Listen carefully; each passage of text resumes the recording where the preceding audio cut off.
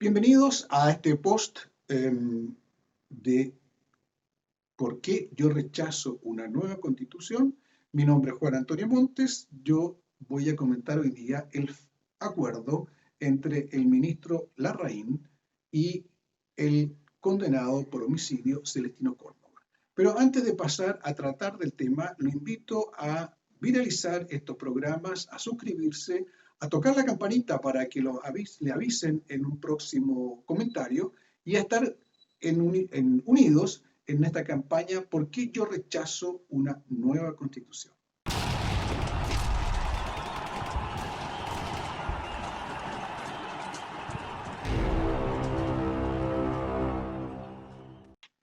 Sí, de acuerdo a la información de prensa dada a conocer recientemente, en virtud de la cual se llegó a un acuerdo, el ministro de Justicia, Hernán Larraín, llegó a un acuerdo con el asesino del matrimonio Lutzinger-Mackay. Las condiciones puestas y el acuerdo celebrado entre el ministerio y el asesino para que este último depusiera su huelga de hambre, en realidad no se ajusta ni a la verdad ni al derecho. Vamos a ver algunos puntos para mostrar cómo en el fondo el gobierno capituló delante de esta verdadera chantaje que hizo el asesino del matrimonio, condenado por la justicia, delante de las autoridades nacionales y por lo tanto de las personas consagradas por su oficio a mantener el Estado de Derecho. En primer lugar, el ministro dice, para celebrar este acuerdo, dice, el diálogo siempre es el mejor camino. Esto es falso. El diálogo es un instrumento para alcanzar los frutos que se esperan, pero el diálogo no es siempre el mejor camino. Si fuera así, nuestro Señor Jesucristo siempre habría dialogado. Y nuestro Señor no dialogó siempre. Él tomó el látigo y expulsó a los vendedores del templo a latigazos. Él increpó a los fariseos llamándolos sepulcros blanqueados, raza de víboras. Mejor te sería no haber nacido, le dice a aquel que escandaliza a uno de esos pequeños inocentes. Eso no era diálogo, eso era increpación, eso era justicia. Por lo tanto, si nuestro Señor Jesucristo, que es Dios y por tanto es la sabiduría eterna encarnada, utilizó muchas veces medios que no eran el diálogo, el ministro, que se dice cristiano, está equivocando el fallo, equivocando el criterio, porque a partir de lo que él dice, siempre y en cualquier circunstancia, la autoridad política debería dialogar con los condenados por la justicia. Eso es falso, señor ministro. Usted está engañando al pueblo chileno al afirmar esta inverdad, para no decir esta mentira. En segundo lugar, el ministro dice, en los puntos del acuerdo, se dice que el Machi Celestino Córdoba permanecerá en el Hospital Intercultural de Nueva Imperial hasta su plena recuperación física y espiritual, incluyendo orientaciones de medicina mapuche que sean compatibles con la prescripción del agente de salud tradicional tratante. ¿Desde cuándo que el Estado se está preocupando de las condiciones espirituales de los fieles mapuches o de los fieles católicos? El Estado hasta el día de hoy se gababa de ser laico y separado de la Iglesia católica y de cualquier otra confesión.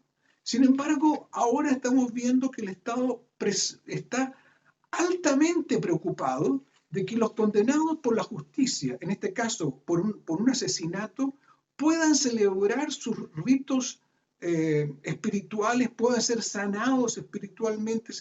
Es el papel de la autoridad civil y política, como es el del ministro de Justicia, preocuparse de la salud espiritual de los condenados por asesinato. Eso es falso. Eso es falso y conduce nuevamente a atenuar toda la culpabilidad del asesinato y por lo tanto a instigar a que otros repitan las mismas fechorías y delitos que este señor cometió.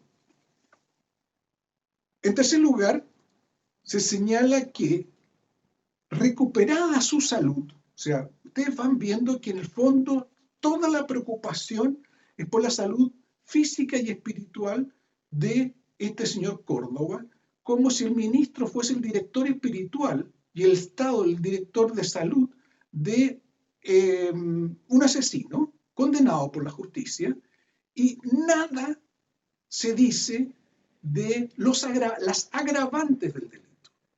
Pero veamos, en el segundo punto dice, recuperada su salud en los términos señalados anteriormente, el Machi Celestino Córdoba puede ser trasladado a un centro de educación y trabajo, CET, por cumplirse los requisitos exigidos para ello, si así lo requiriera.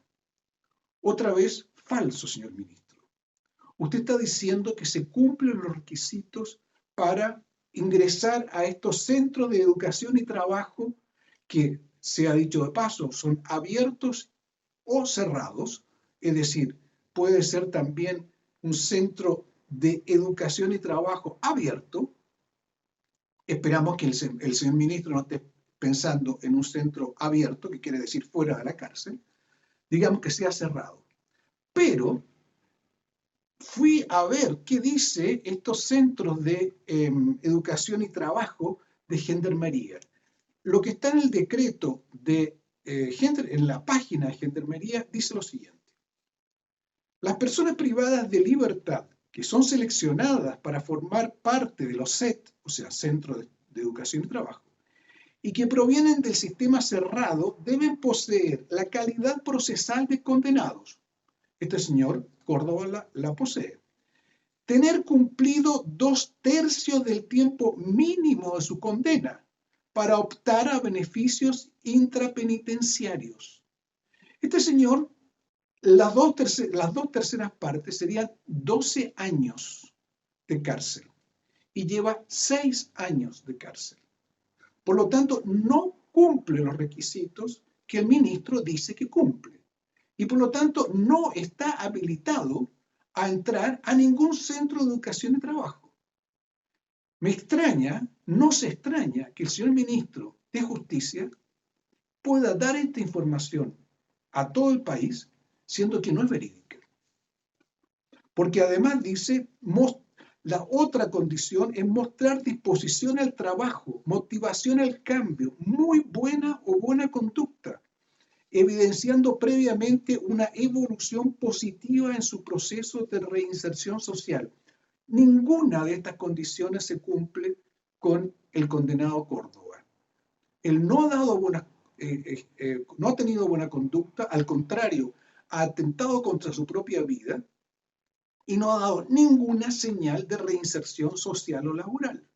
¿Cómo puede entonces el ministro de Justicia declarar que están contempladas ya las condiciones para que este señor Córdoba acceda a estos privilegios que da la Gendarmería? Y el sexto punto del acuerdo todavía es más grave. Dice, se facilitará a través de la Defensoría Penal Pública la solicitud de revisión de medidas cautelares de prisión preventiva a, por ejemplo, arresto domiciliario. Todo esto está configurando realmente una situación de privilegio nunca antes visto para los llamados pueblos originarios. Ahora, cuando al único condenado por uno de los mayores crímenes que se ha cometido en la Araucanía, como ha sido el asesinato con incendio de quemados vivos, 2 ancianos en su propia casa, el único condenado es tratado de esta manera, ¿cuál es el mensaje que el ministro y a su vez todo el gobierno le está dando a los actuales delincuentes y terroristas que están en la Araucanía, planeando otros atentados que diariamente los estamos viendo aparecer en la televisión, en los medios de comunicación, obviamente la impunidad, porque ya está señalado por el ministro de Justicia de que va a ser este el tratamiento que le van a dar a cualquier condenado. No estamos hablando de detenido ni sospechoso, nada. Condenado por la justicia. Todo esto nos muestra que ha habido una verdadera tergiversación del procedimiento del gobierno para abuenar a la población con aquellos que están en estos mismos momentos planeando otros y más graves atentados. ¿Es esta la fórmula del diálogo que el señor Larraín considera siempre la mejor? ¿Cuáles serán las consecuencias de este diálogo y de este tratamiento y de este acuerdo con el único condenado por homicidio? A nuestro entender serán las peores posibles. Desanimará a aquellos que están en este momento resistiendo para mantener el Estado de Derecho en la Araucanía, porque los desanimará. Si la autoridad de un gobierno que se supone de orden falla, establece estas prerrogativas para el único condenado, desanima a las próximas víctimas. En segundo lugar, anima a aquellos que están preparando otros nuevos golpes contra el Estado de Derecho y quizá con resultados de muerte también, porque está mostrando una debilidad, para no decir una connivencia, con aquellos que practican el delito y la delincuencia y el homicidio. Por lo tanto, rechazamos, repudiamos y señalamos nuestro más profundo disgusto por este tratamiento que el ministro de Justicia y en su persona todo el gobierno de Chile ha procedido para tratar a este homicida Celestino Córdoba. Muchas gracias por acompañarnos en este canal. ¿Por qué yo rechazo una nueva constitución?